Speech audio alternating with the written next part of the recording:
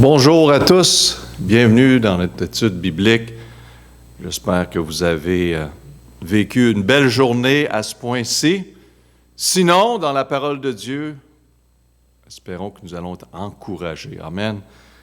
La parole de Dieu fait toujours un travail en nous et va nous aider à travers les adversités de la vie. On va commencer à chanter. Pour nous ici, c'est l'action de grâce cette fin de semaine et on va célébrer cette action de grâce et on va chanter « Merci Seigneur, tu m'as sauvé ». Amen. Donc, durant la réunion, nous allons chanter cette cantique-là également. « Merci Seigneur, tu m'as sauvé.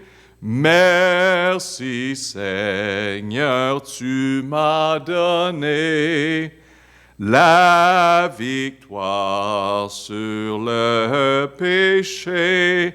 Prends-moi car en toi j'ai tout trouvé.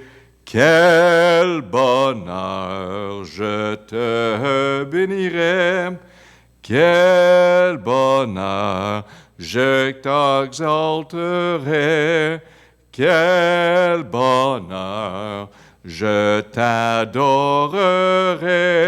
Seigneur Jésus, pour l'éternité.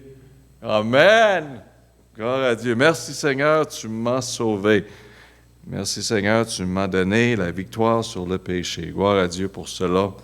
Le Seigneur est bon vers nous. On est reconnaissant vers lui pour tout. Qu'est-ce qui se passe dans nos vies? Il est en charge, il est en contrôle. On va continuer notre étude sur l'unité. On a reconnu la semaine passée que l'unité se trouve dans la vérité, se trouve dans la parole de Dieu. Le monde utilise le but de l'unité, et on l'a vu dans les Écritures, il pense que l'unité, c'est qu'est-ce que l'homme a besoin plus que d'autres choses. Et oui, on est pour l'unité, mais pas à l'absence de la vérité. Et c'est ça aujourd'hui. On fait sentir les personnes mal. Il y a des mouvements aujourd'hui, des agendas qui sont complètement contre la parole de Dieu, au contraire de la parole de Dieu, qui créent l'unité, qui nous accusent de ne pas vouloir s'unifier. Mais le problème, ils veulent qu'on soit en accord avec leur façon de vivre, leur façon de faire, qui est complètement au contraire de Dieu et sa parole. Et mes amis, on ne doit pas se soumettre à cette fausse unité. Amen. On doit se tenir debout pour la vérité. Plusieurs personnes l'ont fait pour nous afin d'avoir cette parole dans nos mains. Et on le fait nous-mêmes. Et on le fait avec grâce, bien sûr. Et on le fait avec la puissance de Dieu. Donc, notre étude, on va continuer. Si vous avez page 145, à la moitié de la page, c'est là qu'on a arrêté la dernière fois. Le tableau suivant nous montre la différence entre l'unité basée sur la Bible et l'unité basée sur les principes de ce monde, la fausse unité.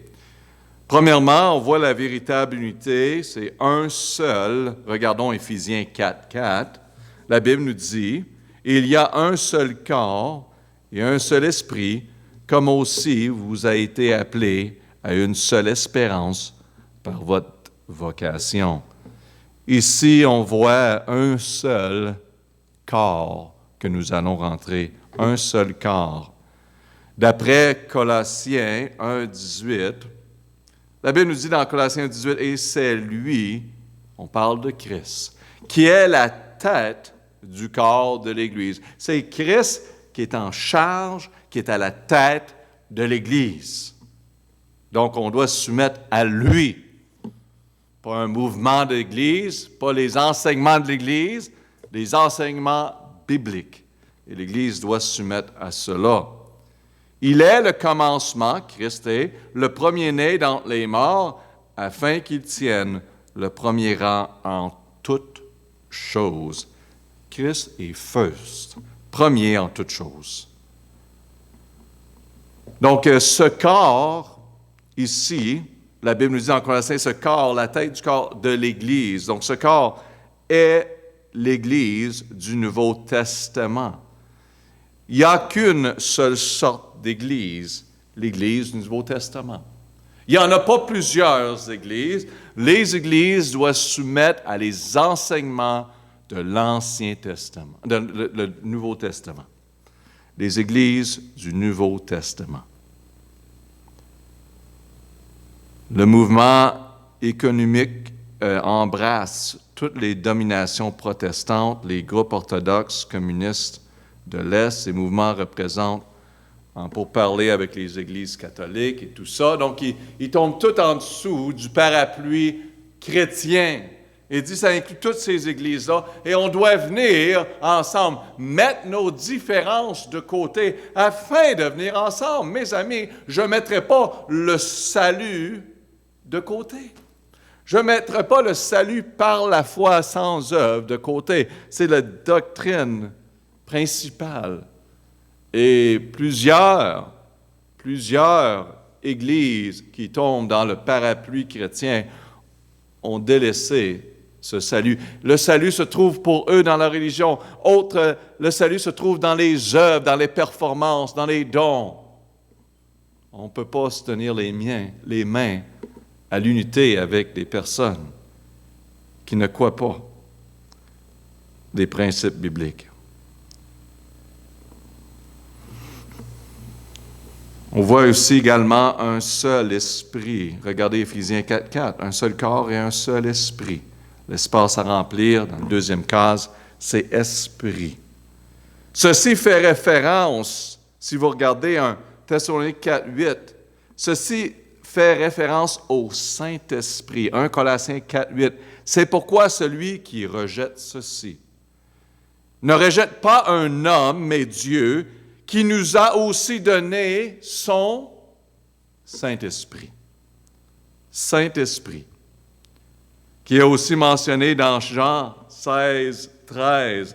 Mais quand celui-là, l'Esprit de vérité sera venu, il conduira dans toute la vérité, car il ne parlera point par lui-même, mais il dira tout ce qu'il aura entendu et vous annoncera les choses à venir.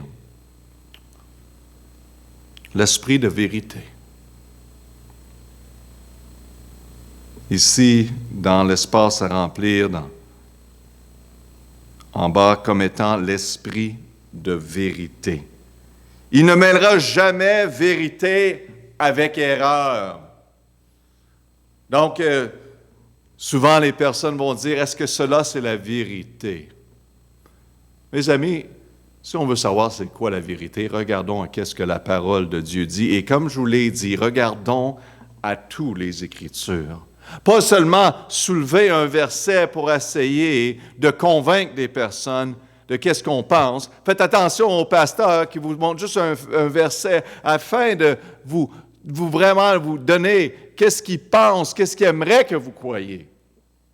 Soyez certains que c'est les Écritures qui sont annoncées, que c'est la parole de Dieu. Connaissez la vérité. Et quand vous allez connaître la vérité, quand la fausseté, le faux message va être enseigné, vous allez le détecter immédiatement et dire c'est erreur. La majorité des chrétiens ne savent pas la vérité, donc quand les erreurs viennent, ils ne reconnaissent pas.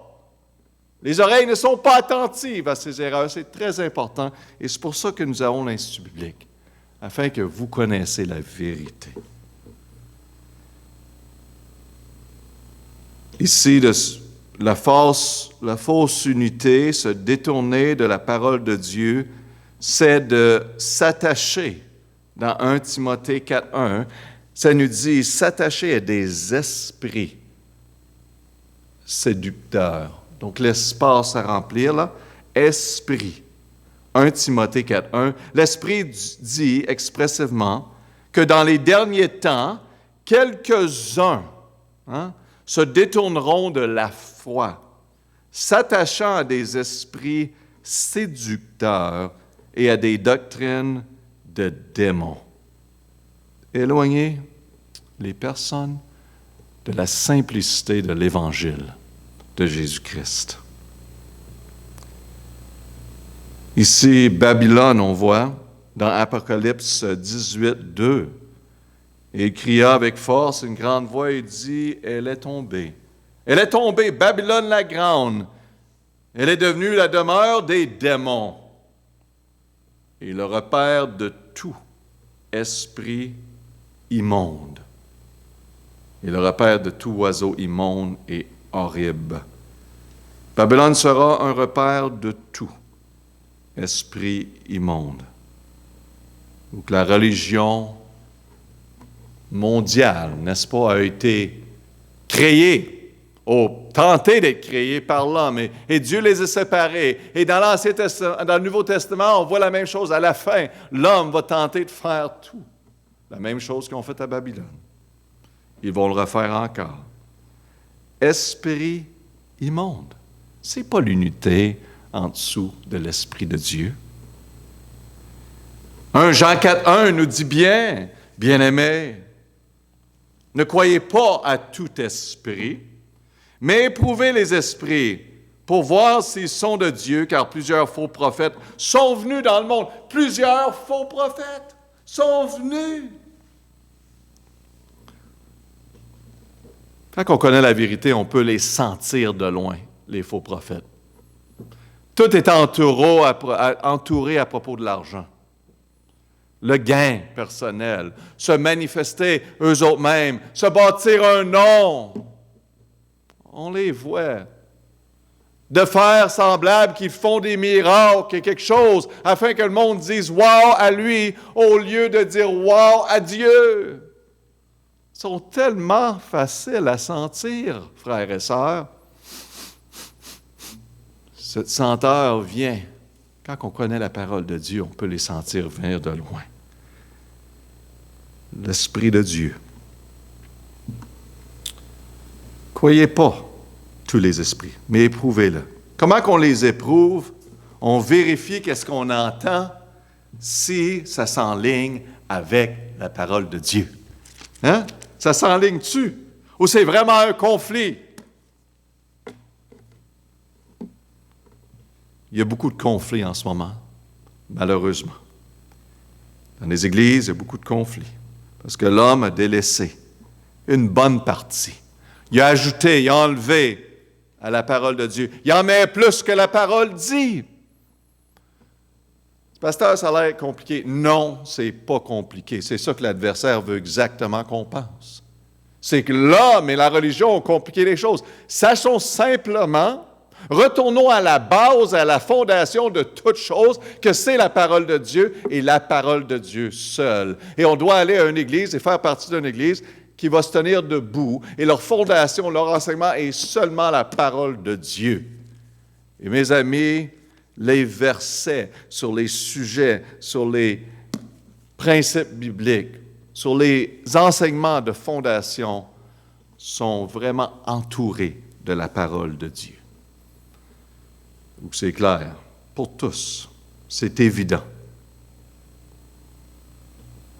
Donc, ne croyez pas tout esprit, l'espace à remplir, 1 Jean 4, 1.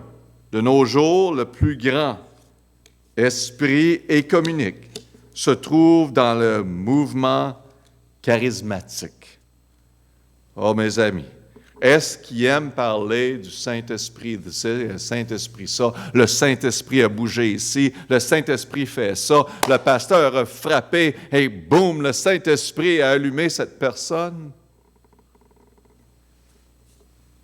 On en fait beaucoup plus qui se passe. On essaye de créer des choses qui sont même pas alignées avec la parole de Dieu, qui sont même pas arrivées. On essaie de créer un mouvement de Dieu. Vous savez, la façon que le mouvement de Dieu est créé, c'est se mettre à genoux dans notre face. Demander au Seigneur de faire un travail dans notre cœur, premièrement. De changer mon cœur, changer mon attitude, mon esprit. Utilise ma vie pour te glorifier. Et simplement se mettre à être étudiant de la parole de Dieu. Et l'écouter. Et le permettre la parole de Dieu de nous transformer, pas juste d'écouter, mais la permettre de faire un travail en nous, de la mettre en pratique pour sa gloire. Donc, on a également, la prochaine page, 146, une seule espérance basée sur Éphésiens 4:4. Une seule espérance. L'espérance pour les croyants de ce monde, c'est la bienheureuse espérance et la manifestation de la gloire de notre grand Dieu et Sauveur Jésus-Christ, selon Tite 2:13. 2:13 nous dit de Tite, en attendant la bienheureuse espérance et la manifestation de la gloire de notre... C'est notre espérance, mes amis. La manifestation de notre grand Dieu et Sauveur Jésus-Christ dans nos vies. Et qu'est-ce qui s'en vient dans ces derniers jours? Il va se manifester. Mais quelle espérance que nous avons! Cette vie n'est pas vide, sans espoir, mais comme chrétiens, quelle espérance que nous avons!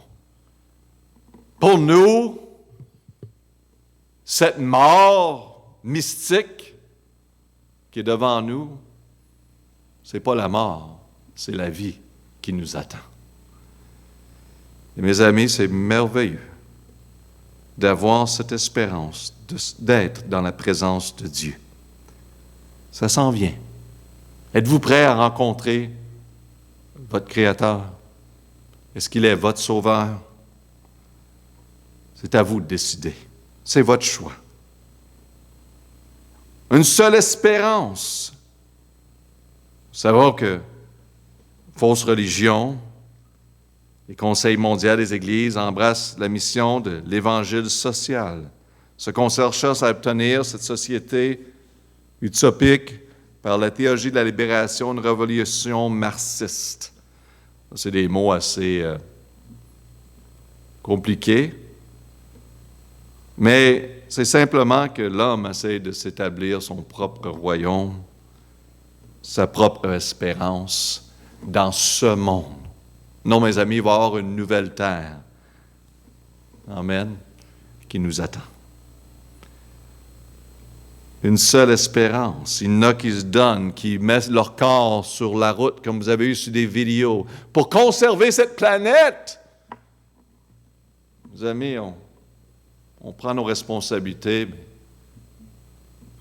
Dieu va en créer complètement une nouvelle terre. Inquiétez-vous pas. Il s'occupe de tout. Quand vous n'étiez pas ici, il s'occupait bien des choses. Regardez les arbres qui poussent, eux autres mêmes. La nature s'occupe d'eux.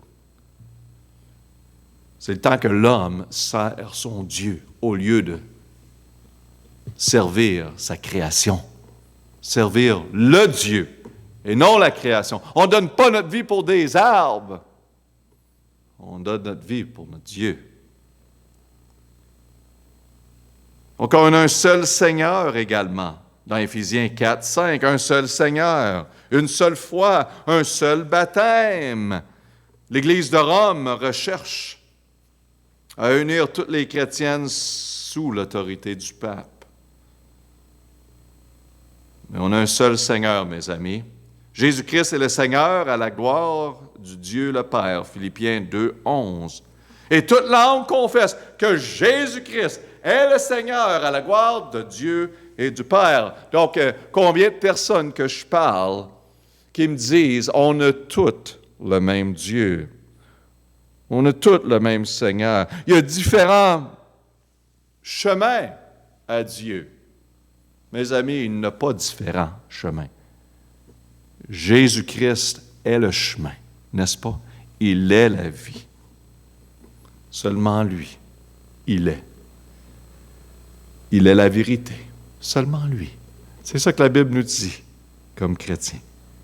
Donc, une façon, c'est Jésus-Christ. C'est pas par un autre Dieu.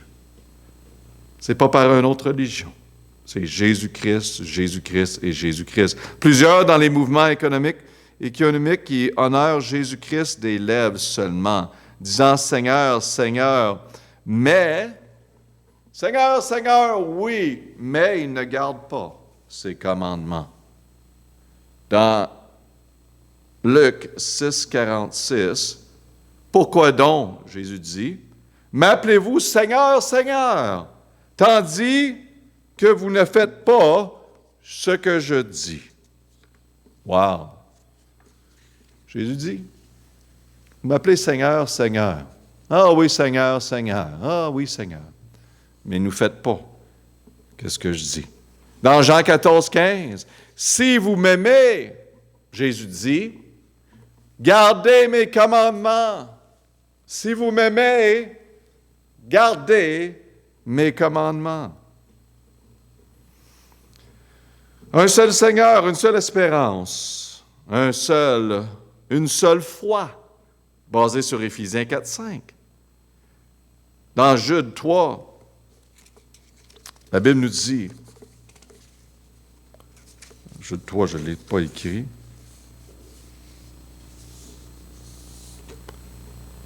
de combattre pour la foi qui a été donnée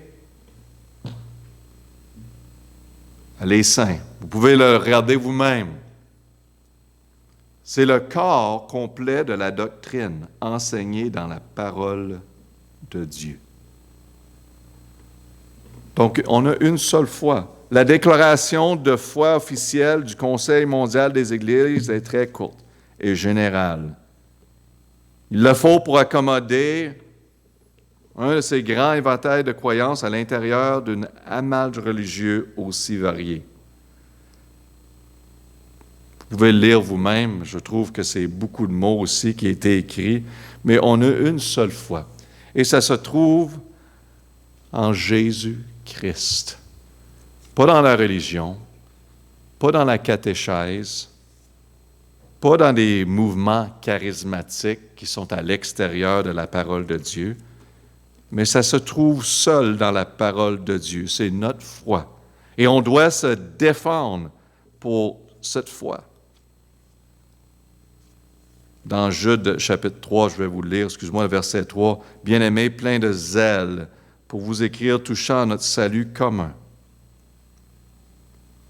Je juge nécessaire faire pour vous exhorter à combattre pour la foi, qui a été donnée une fois aux saints. » Ça a été donné une fois. On va vous en dire, le message est très clair.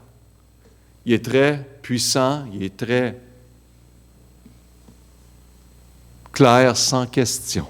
C'est une foi qui a été donnée aux fois. Il n'a jamais changé. Il est tout le temps persisté. Il ne s'est pas adapté et changé à les générations parce qu'il y avait du trouble de l'accepter. Une fois.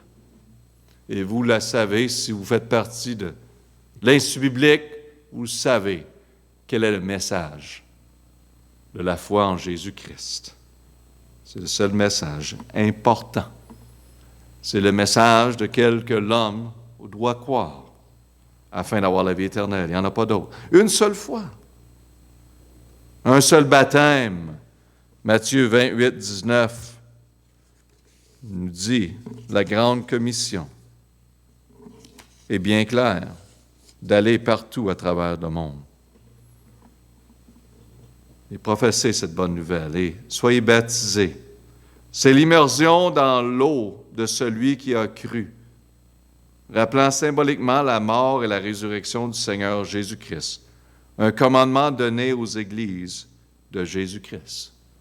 C'est de baptiser ceux qui ont reçu la parole de Dieu, qui ont reçu Jésus-Christ comme sauveur. Par la suite, sont baptisés. Et soyons très clairs, parce que dans ce mouvement, ce faux mouvement, qui tombe en dessous de parapluie de l'unité, on enseigne que le baptême fait partie du salut, que le baptême est le salut, que le baptême est une partie du salut. Plusieurs églises enseignent une déviation du salut en Jésus-Christ. Et ils vont attacher souvent le baptême. Mes amis, le baptême est une représentation de qu'est-ce que Christ a fait en nous à travers du salut. Ça n'a rien à faire à nettoyer le péché de l'homme. Seulement le sang de Jésus-Christ, quand on le reçoit comme Seigneur et Sauveur, il nous pardonne de nos péchés. C'est ce sacrifice en que on croit en qu'est-ce qu'il fait pour nous, est efficace pour sauver l'âme de l'homme. Mes amis, l'eau ne nettoie pas. Le baptême est symbolique, il est important. Suite au salut, on doit être baptisé bibliquement, selon les Écritures. On a enseigné sur ces sujets-là également. Mais le baptême varie entre les églises, malheureusement, parce qu'il se détache de la parole de Dieu. Il y en a qui vont baptiser des bébés.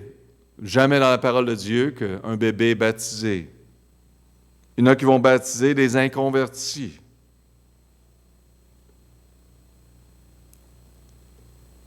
On a aussi un seul Seigneur, Éphésiens 4, 6. Éphésiens 4, 6, un seul Seigneur.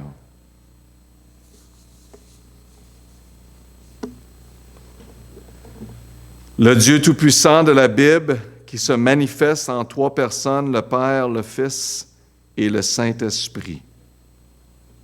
Basé sur Deutéronome 6, 4, ça nous dit, écoute, Israël, l'Éternel, notre Dieu, est le seul éternel. Il n'y en a pas d'autre. 1 Jean 5, 7. On parle ici. Car il y en a trois qui rendent témoignage dans le ciel. Le Père, la parole qui est Jésus et le Saint-Esprit. Et ces trois-là sont un. Trois personnes, un Dieu. La Trinité. Un seul Seigneur, mes amis. Beaucoup de mouvements économiques croient à un Dieu différent du Dieu de la Bible. On retrouve même des athées, ils ne croient nullement à l'existence de Dieu. Il y a aussi des unitariens qui règnent le fait que Jésus est Dieu. Et il y a aussi des universalistes qui croient que Dieu est le Père de tout, sauvé ou non, il est le Père de tout. Et que tous les hommes seront sauvés de toute manière. Toutes sortes de choses sont enseignées. Toutes sortes de choses pour le but de l'unité et apaiser les oreilles de chacun et leur faire sentir « Wow, ça c'est beau, des belles paroles. » Des belles paroles vides. C'est ça que c'est. Parce que la parole de Dieu n'est pas enseignée. Mes amis, le message de l'Évangile, c'est un message de repentance, de changer, de venir à Jésus-Christ. L'humilité, c'est ça que ça prend. Et l'homme veut démontrer comment grand et gros qu'il est à Dieu. On n'est rien. On n'est rien. Et c'est la meilleure place pour nous d'arriver. C'est de réaliser qu'on n'est rien et qu'on ne peut rien faire pour se sauver nous-mêmes. Notre meilleur, on est encore pécheurs. Et qu'est-ce qui nous empêche d'avoir la vie éternelle? C'est nos péchés. Et quelqu'un doit venir les nettoyer, mes amis, pour rentrer dans le royaume de Dieu. Et seulement Jésus-Christ peut prendre son sang et nettoyer. Quiconque croit en lui a la vie éternelle. Ah, quel beau message puissant et simple. Quelqu'un dit, un jour, il y a une différence entre l'union des églises et l'unité de l'Église, bien sûr. Vous pouvez attacher la queue d'un chien et la queue d'un chat ensemble et les suspendre sur une corde à linge. Vous allez peut-être avoir une union entre les deux, amen, parce qu'ils sont attachés ensemble. Mais certainement pas l'unité. Hein, ça va se crier en conflit. Spurgeon, des grands prêcheurs du temps, a dit « L'unité aux dépens de la vérité est une trahison. » Ça, c'est vrai. L'unité de mettre la vérité de côté pour obtenir l'unité, c'est une trahison. Ça, c'est bien dit. L'unité se trouve dans la vérité. Criswell a dit « L'économiste est un autre mot pour la mort de notre foi baptiste. » Quand on laisse les doctrines bibliques de côté et on vient ensemble, c'est la destruction et la mort de notre foi. L'unité dont nous devons nous soucier. Lettre A ici, page 147. Ceux qui sont impliqués dans les mouvements économiques vont souvent citer Jean 17, 21. Ils vont dire, ou que ça dit, afin que tout soit un. Comme toi, ô Père, tu es en moi, et moi en toi, afin qu'il soit aussi en nous, pour que le monde croie que c'est toi qui m'as envoyé. Donc, ils vont dire, afin que tout soit un. Ils vont utiliser encore ce verset-là. Ils aiment ça utiliser, bien sûr, un verset, mais il faut réaliser que ce contexte-là est au sujet de Jésus, sa prière, lui-même. Il est en train de prier. Et qu'il soit en nous, il dit. Ouais, c'est qui en nous? C'est en eux, en la vérité. C'est là que ça se trouve, cette unité, dans l'intérieur de la vérité. Donc, croyez-vous, numéro 1, que Dieu a répondu à la prière de son Fils, ou c'est à l'homme d'y répondre? Bon, bien, la question exactement, moi, je ne comprends pas vraiment qui est écrit ici, mais c'est à l'homme de se conformer à Jésus-Christ. C'est à l'homme à changer. Numéro 2, dans Jean 17, 21, 23, dans quel but que le Seigneur a fait cette prière? Numéro 1, l'union de tous les chrétiens, qu'ils soient leur croyance et leur appartenance? Non, pas du tout. La croyance et leur appartenance est importante. Mais Dieu, son appel, c'est vers tous de s'unir à lui et à se soumettre à lui. Donc, numéro 2, numéro 1, ce n'est pas très clair la façon que ça a été mis, mais c'est très clair le message que l'homme doit se conformer à Dieu. C'est tout. Numéro 3, à qui l'épître de 1 Corinthiens est-elle adressée? À l'Église. Donc, c'est sûr que numéro 2, il voulait dire l'unité des croyants dans chacune des églises. Numéro 3, à qui l'épître de 1 Corinthiens est adressée? À l'Église qui est à Corinthe. Numéro 4, quel était le véritable problème dans cette Église? 1 Corinthiens 11, 18, on voit que l'Église avait des divisions. Car premièrement, j'apprends que lorsque vous assemblez dans l'Église, il y a des divisions parmi vous, et j'en crois en partie. Des divisions. Mes amis, il y a des choses dans la vie qui ne sont pas importantes pour se diviser sujet. Quand ce n'est pas des doctrines bibliques, des erreurs qui sont clairement dans la parole de Dieu, on se tient debout, bien sûr. On n'est pas là pour causer la division sur des préférences qu'on aimerait dans l'Église et certaines choses. On se combat pour la foi. Mais il y avait des divisions dans l'Église de Corinthe. Numéro 5, la volonté de Dieu pour l'Église de Corinthe et toutes les églises baptistes du Nouveau Testament, et qu'il n'y a pas de division encore dans le corps, le corps, les membres de l'Église. 1 Corinthiens 12, 25. Afin qu'il n'y ait point de division dans le corps, mais que les membres aient un soin mutuel les uns des autres. Amen. Ça, j'aime bien ça. Les autres, les soins mutuels. Hein? On ne pense pas juste à nous-mêmes, on ne pense pas juste à certains, un soin mutuel à travers de l'Église. Cherchez le mot division dans le dictionnaire, écrivez la définition. Moi, j'ai regardé moi-même et j'ai lu action de séparer. Prendre action de séparer les choses en parties.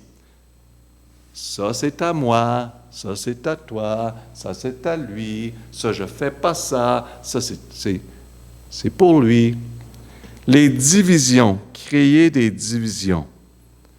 Et souvent, l'homme est tellement égoïste qu'il va causer des divisions à cause de son orgueil, souvent. À cause qu'il veut s'élever au-dessus de d'autres personnes. Quel est le désir du Seigneur concernant tous les membres à l'intérieur de l'Église, dans Éphésiens 4:13, jusqu'à ce que nous soyons tous parvenus à l'unité de quoi? De la foi. L'unité de la foi et de la connaissance du Fils de Dieu et l'état de l'homme fait à la mesure de la stature parfaite de Christ. Donc ici, jusqu'à ce que nous soyons tous parvenus, c'est de l'effort, n'est-ce pas? Afin que nous soyons à l'unité de la foi. C'est tout un travail. Et c'est la responsabilité de chacun des personnes dans l'Église. Peut-être entendre quelque chose, d'encourager les personnes qui passent des moments difficiles, décourager. Essayer de maintenir l'harmonie dans l'Église. La véritable unité dans l'Église, dans Éphésiens 4:16, en finissant ici, 1 Corinthiens 12, 27, vous pouvez lire vous-même au sujet de Corinthiens. Comment que l'Église est comparée à un corps humain, est appelé le corps de Christ, et que chaque membre de ce corps est important. Et s'il y en a un qui souffre, il souffre tout. Et c'est ça. Soyons attentifs. Quand je vois le monde venir à l'Église, parfois on voit le monde rentrer dans les églises, ils pensent à eux mêmes, leurs besoins, leurs souffrances. Ils ne pensent pas aux autres personnes qui peut-être passent des moments difficiles. Et la maturité chrétienne de quelqu'un, c'est de ne pas donner d'attention à nous-mêmes, mais d'aller vers les autres. Je vais vous dire, quand vous passez du temps avec des personnes, et le ministère est à propos des autres, n'est-ce pas? Vous réalisez, même s'ils ont un sourire sur la face ou passé un peu de temps, vous réalisez que oui, ils passent des moments assez difficiles. Et oui, ils ont des besoins. Amen. Je dis tout le temps, Seigneur, utilise-moi. Utilise-moi pour accomplir des besoins. C'est merveilleux. Je dis, pasteur, moi, je n'ai pas grand-chose. C'est pas ça que le Seigneur demande. Le Seigneur demande d'être disponible. C'est tout. Il va s'occuper du reste. Soyez là. Soyez attentifs. Quand que le monde vienne à l'Institut biblique, quelqu'un de nouveau, nouvelle face, allez vers. Encouragez les uns les autres. Attendez pas. Allez. Éphésiens 4:16 nous montre que le but de notre Église est que chacun de ses membres travaille ensemble comme un athlète, en parfaite condition physique, travaille d'une façon harmonieuse avec tous ses muscles et articulations. Hein? Qu'est-ce que tu penses, Averti? Amen. Je ne vous demanderai pas qu'est-ce que vous pensez en Afrique. Okay? Je pense que vous comprenez le point. 1 Corinthiens 12:26 démontre le danger pour notre Église lorsque des membres sont souffrants. Cela peut freiner notre travail pour le Seigneur. Alors, lorsqu'un membre souffre, tous les membres souffrent avec lui, et lorsqu'un membre est honoré, tous les membres se réjouissent avec lui. Numéro 4, la véritable unité dans l'Église n'est pas d'être tous des clones chrétiens, tout pareil, pensant, faisant et aimant les mêmes choses. Même, c'est d'avoir un corps spirituel en forme, ça c'est important, dont chaque membre est arrivé à la maturité, exerce un ministère et se multiplie. C'est beau de voir l'Église avancer et que tout le monde est là, à cœur. Hein? On est ici pour on le fait de notre cœur. On est motivé par l'Esprit qui est en nous pour faire l'œuvre. On croit à la parole de Dieu. On croit qu'on fait partie du corps de Christ, qu'on fait partie de cette Église. Et pas de 10 églises en passant. Entendre des chrétiens dire, moi je fais partie de cette Église-là, je m'en vais là pour aider ici. Mes amis, engagez-vous à quelque part, puis donnez-vous à l'œuvre. Arrêtez de courir à gauche et à droite, essayez de trouver. C'est ça le problème. On devient inefficace. On donne un 2% ici, un 2%, un 2, un 2. Non, donnez-vous. Si Dieu vous a mis à quelque part, donnez-vous à l'œuvre. Impliquez-vous. Servez à travers votre Église.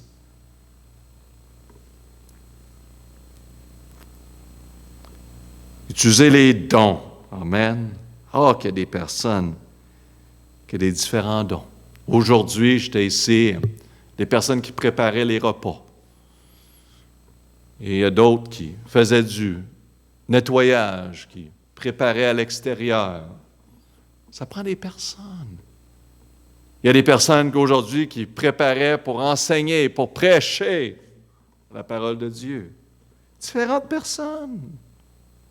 Un autre encourageait un autre chrétien qui avait de la difficulté. Un autre est en train d'organiser. Tous des dons. Ça prend des différentes personnes. Pas tout le monde peut faire la même chose. Le ministère doit avoir plusieurs personnes. Mes amis, attendez pas. Soyez volontaires. Dire, qu'est-ce que je peux faire? Je suis ici. Regarde, je vais arriver un peu de bonne heure, puis je vais aider.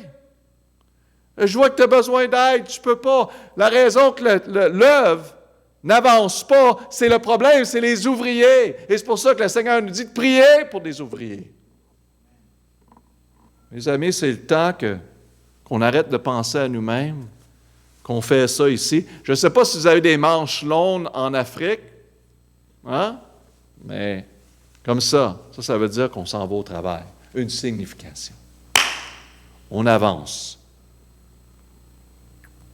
Avertis, moi, je pense, puis on ne se pense pas bon, on se pense un privilège, mais depuis un matin qu'on est à l'Église, qu'on travaille.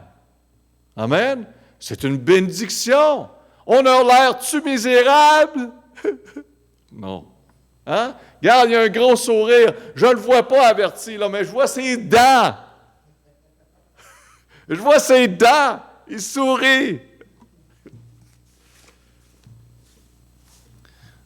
On a beaucoup de plaisir parce que je t'avais averti toute la journée, tu comprends?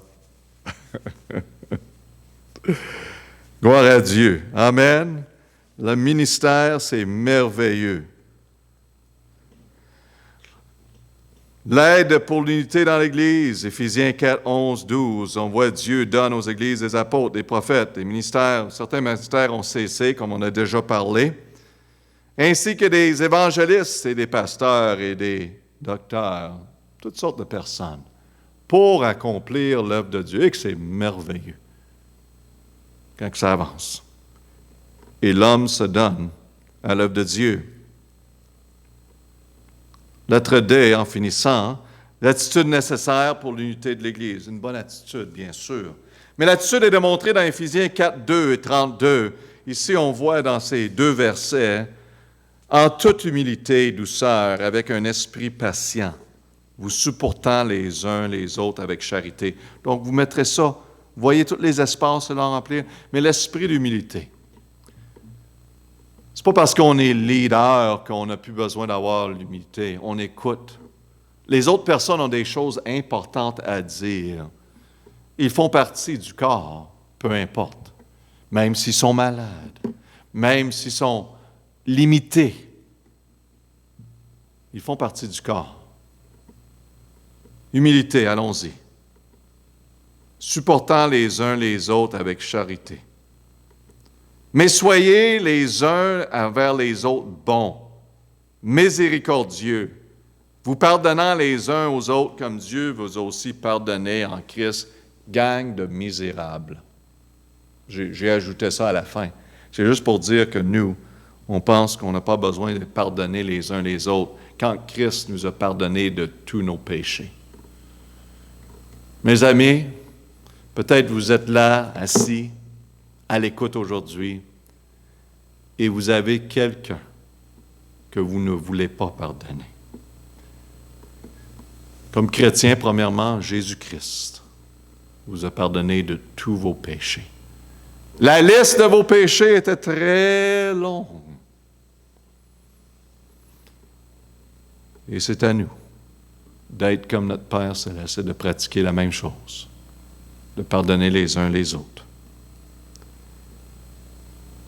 Est-ce que vous étiez pardonné par Jésus-Christ? Il aimerait de vous pardonner de tous vos péchés. Il est prêt. Il attend pour vous. Êtes-vous prêt à le recevoir comme Seigneur et Sauveur aujourd'hui? Seigneur, je suis un pécheur, je suis perdu. Il n'y a rien que je peux faire pour me sauver.